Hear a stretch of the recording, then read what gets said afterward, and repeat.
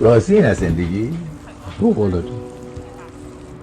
ببین من این شانس رو پیدا کردم که یه چیز به اسم سمفونی نو بتهوون گوش کنم.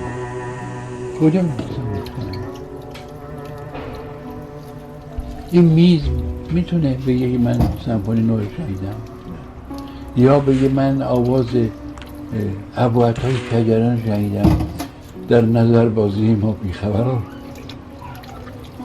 حیرانم.